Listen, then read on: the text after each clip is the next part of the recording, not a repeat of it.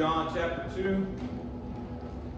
We'll continue on in the book of 1 John chapter 2, and we'll read verses 15 through 17 this morning.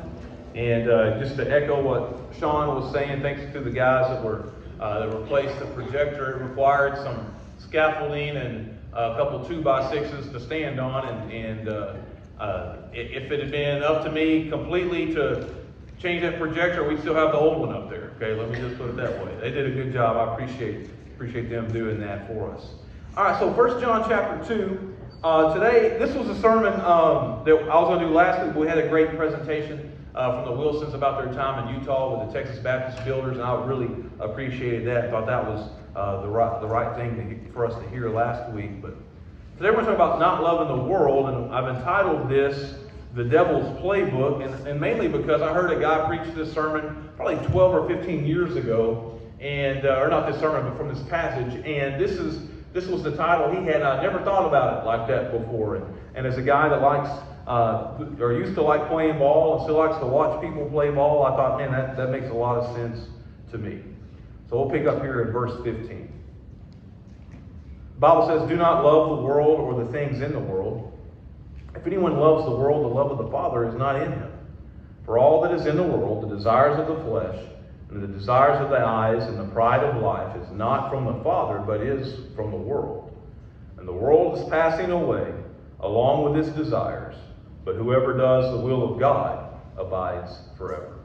And so here in the book of 1 John, one of the things that we've run into already, just a chapter and a half into it, is there's a lot of ultimatums, if you will. Hey, if you say you love God, but you don't keep His commandments, you don't really love God, and you're a liar, is what John says. That's not for me, that's what John says.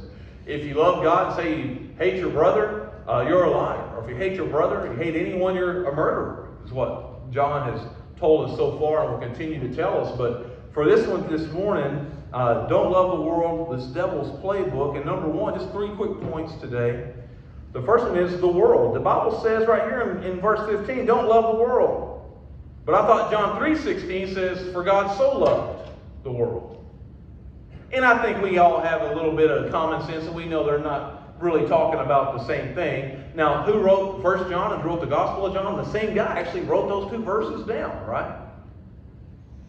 But when we talk about the world here in 1 John chapter 2, it's not talking about the people, that God sent His Son Jesus to die for the people in the world. This is the world, and I heard sometimes people call this like the systems and the powers of the world.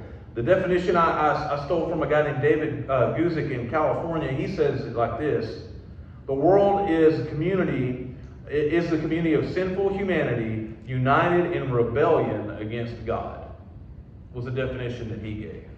And then you think about like the Tower of Babel, when they were, of course, when God scattered people and the languages and all that, and he had the same thought of that progress has made us better off, but it hasn't really made us better, if that makes sense.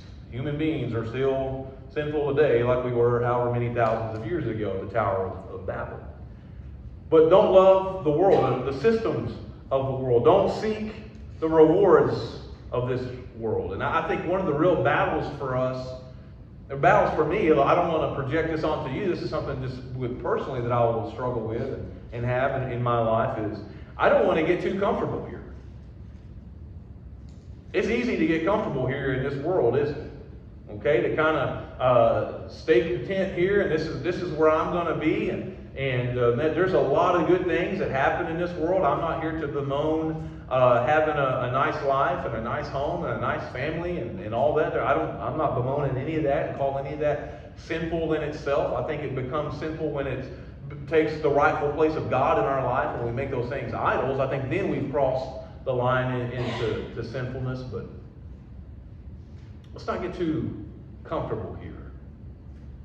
Because yesterday we had Kathleen's service, and I just want to say thanks to everybody that helped make that happen with the food and everything else, and Josiah and Janet doing the music and all that. But I saw and I shared this a little bit in the service yesterday. I've heard people say, and I believe every single one of them, when they were about to pass away, I've heard people say that they were ready to to die. They were ready to go to the other side. And I believed everybody that's ever told me that. But I think Kathleen was about the first one that I could ever sense a real excitement about that. It wasn't just, I'm ready, and I said, I know you're ready. But there was something, even though she wasn't feeling good, and even though she had zero energy, and she knew that she was going to pass soon, even though she didn't know it was going to be the next day at that point, she was 100% done with this world. This was an inconvenience to her. She was going home. And I think for us as believers, it's a real battle, a real struggle for us to not to get too comfortable here. This isn't forever, and we'll talk about that in the last point. But let's fight against being too comfortable here. We really, according to the Bible, we won't be here that long. This life is like a vapor, it's quick. And I shared it in Sunday school, and my mom always said, and I know your mom or dad or somebody said this, or maybe you said this to your kids or grandkids, the older you get, the faster it goes. And man, if that isn't the truth.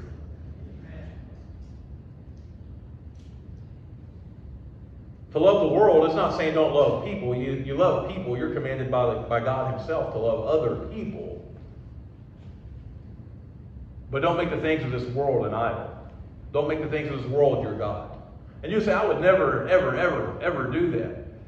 But I think we have to be very careful as Christians, because sometimes some things that aren't even sinful in themselves slide in and take the place of God in our life. Whether it be a relationship, it be another person, it be job, it'd be money, it'd be possessions, it'd be materialistic things, it'd be status, prestige, whatever it might be. You can even, and I read a testimony of this week, and I don't remember his name, and I don't know if I'd share it anyways. Nobody, obviously, that we know. This man's been dead for a long, long time. But a guy that started a ministry, and it was a very successful ministry in so many ways, except that he made that ministry his idol, and he lost his family because of it. You can even make good things in the world an idol. We got to be careful as believers to never ever allow anything to take God's rightful place on the throne of our life. Do not love the world.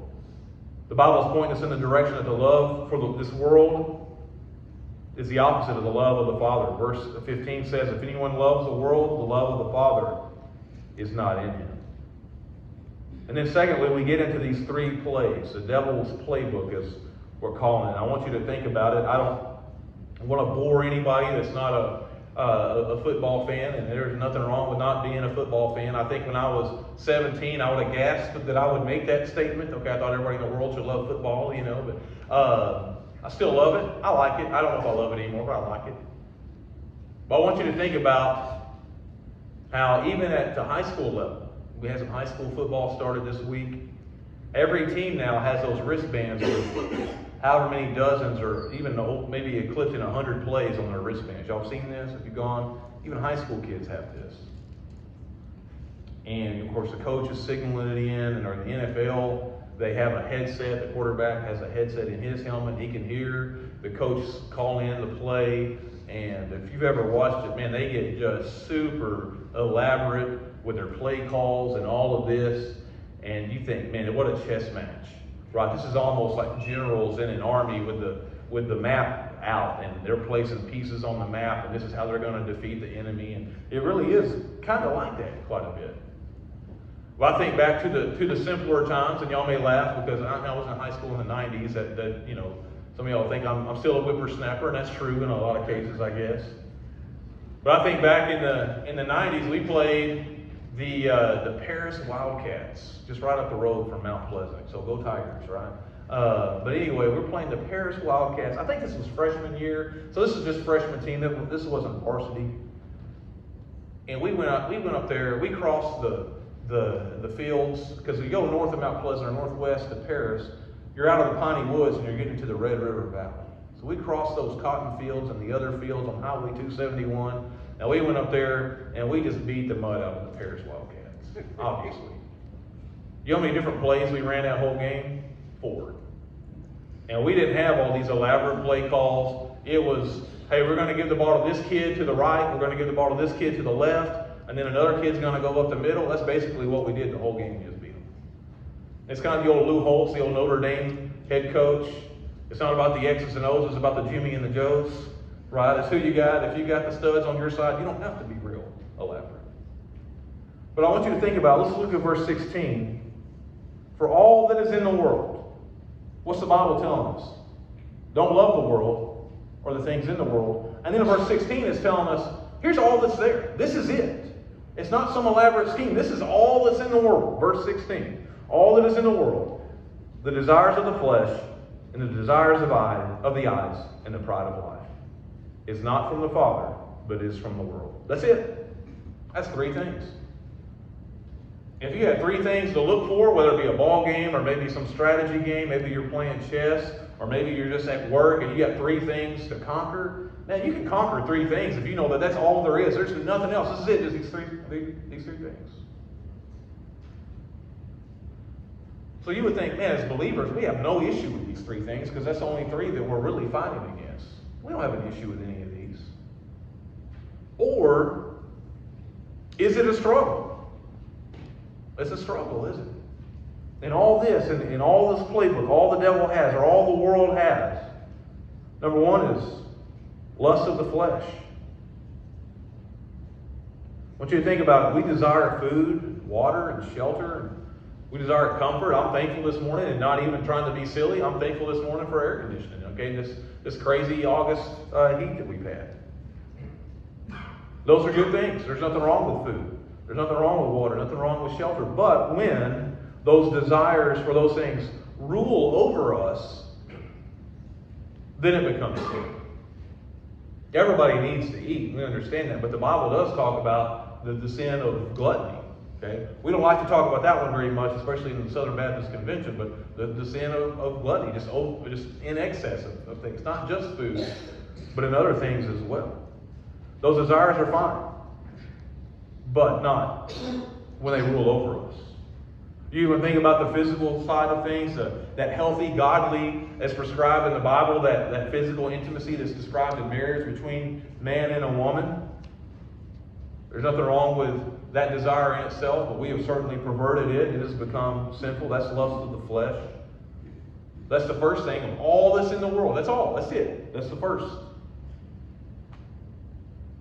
The second one is lust of the eyes, that sinful desire to possess things with visual appeal. And you go all the way back to the book of Exodus, chapter 20, and the Ten Commandments. And the word that the Old Testament would use here is coveting, right? This idea of the lust of the eyes, to covet. And the list given in Exodus chapter 20 includes things like your neighbor's house, your neighbor's servant, your neighbor's wife, and even your neighbor's ox or donkey are listed there in the book of Exodus. To covet those things and to say that those are appealing and I should have those, that lust of the eyes. But I think there's a different level of that. Is it gets into the fact where it's not just those are visually appealing, I wish those were mine. I think sometimes it kind of bleeds into that third play, and it's hey, they have that, but I deserve that. Does that make sense? They have it, but I deserve it, not them. As a Christian, what a scary thought to have. You've heard me say it, and I think y'all agree with this statement. As a Christian, I don't want what I deserve. What I deserve is a lot of headache and heartache. I want what the Lord has for me, this grace and mercy. I don't want what I deserve.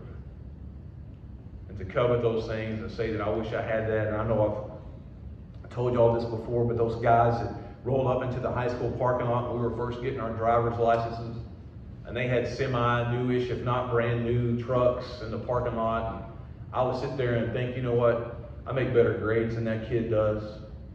I'm more respectful to my parents and to the teachers and the coaches at school than they are. I'm just overall a better citizen, a better human being than they are. Why do they have that and I have this old 10-year-old beat up S10 with a 4-cylinder in it? It wasn't necessarily that I wanted that truck that they had exactly, but what I slipped into was, I deserve that more than they do.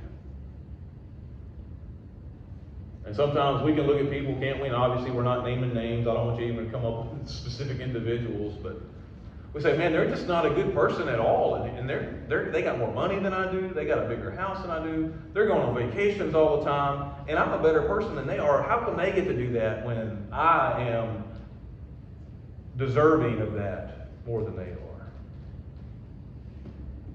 I've learned this, and some of y'all have learned this. Maybe most of y'all have learned this too.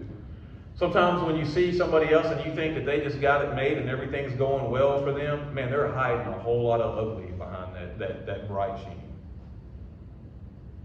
You think, man, they are just doing great, and I'm envious of that. I'm even coveting the fact that they're getting to travel the world or whatever it may be. And what you don't understand is if it got down to the rubber meeting the road, they would really rather have your life than their own. It's all glitz and glamour, but especially in this day of social media, all you're seeing from somebody else's life is the highlight reel. You're not seeing reality. And so I really have to be mindful of the fact when I see what, I don't guess I'm a super, and I'm not saying this to boast about myself, so I got plenty of faults. I'm not a super materialistic type person. I don't care about stuff that much. But sometimes I do see somebody, maybe it is a truck, or maybe it is a home, or maybe it's Exodus 20, maybe it is their oxen that they have in the field. I say, man, I wish that would be really nice. That would be really good. But I've got to get over that idea of saying, man, I'm coveting that. I wish that was mine, and try to have the mindset of, hey, you know what? Good for them. Good for them.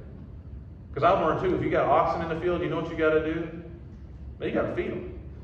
You got to repair a fence, right? You got to haul them around. You got to get them wormed and all this type of stuff. All that's in the world. We got lust of the flesh. We got lust of the eyes. So we have these desires that rule over us at first. We have these desires to possess things that somebody else has. Secondly, that coveting idea. And then thirdly, the pride of life. And this is sort of similar to that idea of, hey, I deserve this. How about this definition for pride of life? And this is really simple. I think we can take this to the bank. The pride of life equals exalting ourselves higher than we should. We all do deal with that. You say, well, there's nothing wrong with a whole lot of pride, right? We should be proud in some way, but man, what got him in trouble in the Garden of Eden? Right? Satan tempted him with that. Surely God didn't say that. He didn't mean that. He just doesn't want you to know everything that he knows. And the idea that Adam and Eve had there of, that's right, we deserve that. Why is Satan Satan? Not to go off on the study of Satan or the devil this morning, but remember, he was created, and remember, he was created. He hasn't always been. He was created as an angel. But why did he get demoted and booted out of heaven? Because what did he want? He wanted his rightful place, his throne, to be on the same level or higher than God's. He thought he had attained to that level. And as you probably are aware, God does not put up with that too much. This pride of life, exalting ourselves higher than we should. It'd be easy if I said, okay, guys, we're going to dismiss here in several minutes, and all you got to watch out for is the lust of the flesh, the lust of the eyes, and the pride of life. That's all you got to watch out for, and you'll be good. And we're ready to go. Those three things, they can't thwart us. We can't be defeated by these three simple things. But man, what do we struggle with? Everything we struggle with falls under one of these categories. So we have the world, we have those three plays, and then lastly this morning, from verse 17, we have the waning world. Verse 17 says, the world is passing away along with its desires, but whoever does the will of God abides forever. We think about the world, and don't think about the earth specifically. Don't think about the world as far as the human beings that we're commanded to love, but the power and these systems of the world and the sinful rebellion against God, it's going away. Not only does time travel or seem to go faster the older we get, but I think the longer we live on this earth as believers, as Christians that have placed our faith in Christ, the longer we live here on earth, the less it feels like home. I think about it in so many ways. I think about both my grandparents. My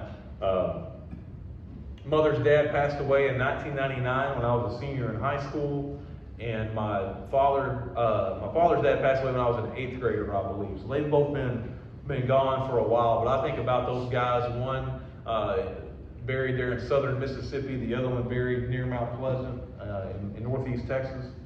Think about those guys and how much the world has changed since those guys walked the earth. And they're not going to come back. Both those men knew Jesus, and they're in heaven today. And even if I begged them, and God would allow them, they wouldn't want to come back. But I think about how much the world has changed since they lived here on this earth, and if they were to come back, would they even believe it? But then also I had this other thought of, is the world really that different? If these three plagues, these are the only three things that we really combat against and fight against and deal with, it's really not that different. Did my granddad, who was Marine Corps in World War II, did he ever have to deal with a world where there was lust of the flesh, lust of the eyes, and pride of life? Did he ever have to deal with that type of stuff? Sure he did. And I think my dad's dad, who then they traveled all the time. They moved all the time. I say traveled. They moved for jobs, not vacation. And they moved all the time to keep up with oil and gas pipelines that were stretching across Texas and New Mexico and other parts of the Southwest. Did Paul, did he ever have to deal with lust of the flesh, lust of the eyes, and the pride of life? He did. But this world, sometimes, especially on bad days and hard times, we feel like the world is winning. And we feel like we're backed up into the corner, fighting with everything we got, but the loss is inevitable and we feel like it's over. But the truth is, the world is the loser in this. It's going away. It's not forever. This is temporary. Think about all the wealth accumulated by the Egyptian pharaohs. And think about the long run that they had of being the most powerful nation on the earth for however many hundreds, if not thousands of years. We know that so many of those pharaohs were buried with their extensive wealth, a lot of gold and other jewels and whatever else they considered signs of wealth. They would be buried with those, entombed with those things, only for grave robbers to come and steal the vast majority of it. They thought they were going to take all that to the other side. And all that happened, some ne'er-do-wells, some hoodlums came in and took it from them without a second thought. So all that we pile up and all that we try to accumulate, and again, not begrudging, working hard and having a good life. I don't think that's sinful in itself. But all this time that we spend putting away things that are temporary. And we forego and don't even consider the things that are eternal. And I have to ask myself the question this morning. I've had to think about this passage for a couple weeks, really. Where is my treasure? Is it here for the next 35, 40 years, however long I have on this earth? Or am I putting more away for eternity? Because the things of this world, here today, gone tomorrow. This world is waning and going away. The one who does the will of God, the Bible says, the one who does the will of God will abide forever. The things of Jesus, that's what's eternal. That's what lasts. That's what matters. Let's pray. God, we thank you for today. We do thank you for your word. God, the truth is in it. It's a very simple concept here. These three things that we consider that we struggle with. That's all that's in the world. That's it. That's all. But God, what a battle it is for us day to day. To not desire the comforts of this world above all else. To not see what somebody else has and want those for ourselves. And to not think too highly of ourselves. Where I know that's got me in trouble when I thought I knew everything, thought I was the smartest guy in the room. That's very rarely, if ever, the case. Lord, I pray that our eyes are on you. And as we got to do things in this world, we have life to live, and you've put us here for a reason. We got to pray that our eyes are on you. Lord, that we're focused on you, because the one who does the will of God will abide forever.